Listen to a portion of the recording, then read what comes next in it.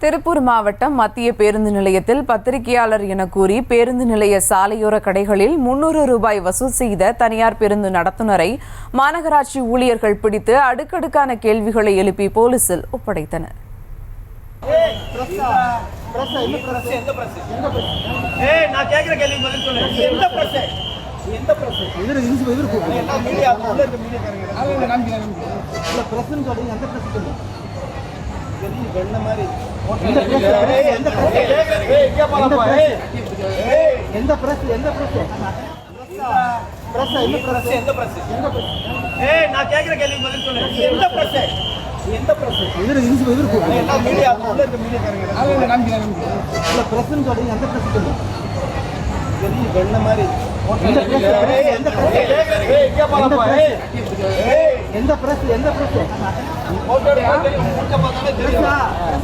கூடுதல் விவரங்களை செய்தியாளர் பூபதி வழங்கி கேட்கலாம். வணக்கம் பூபதி, விவரங்கள்.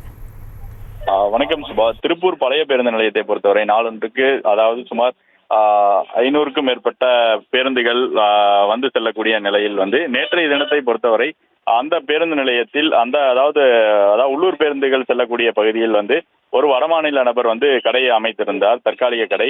அது தொடர்பாக நேற்று பேருந்து ஓட்டுநர்கள் பிரச்சனையில் ஏற்பட்டு கடையை அகற்ற சொல்லும் பொழுது அந்த வடமாநில நபர் நாங்க பணம் கட்டுறோம், நாங்க காலி பண்ண முடியாதுன்னு சொல்லி பிரச்சனை ஏற்பட்ட நிலையில இன்றைய தினத்துல திருப்பூர் அதே பழைய பேருந்து நிலையத்தில் திருப்பூர் மாநகராட்சி அதிகாரிகள் திடீர் ஆய்வு மேற்கொண்டனர். அந்த சூழ்நிலையில் அதே அந்த வடமாநில நபர் இன்றைய தினமும் அதே இடத்தில் அந்த கடை அமைத்திருந்த சூழ்நிலையில் அந்த மாநகராட்சி அதிகாரி கடையை அகற்றும்படி அந்த வடமாநில நபரை அகற்றி கொண்டிருக்கும் பொழுது அந்த வழியாக வந்த ஒரு நபர் தன்னிச்சையாக வீடியோ எடுக்கிறார். அந்த வீடியோ எடுத்தவுடன் மாநகராட்சி நீங்கள் யார் என்று கேட்ட போது நான் செய்தியாளர் என கூறி அந்த அதிகாரிகளுடன் வாக்குவாதம் ஏற்பட்டது.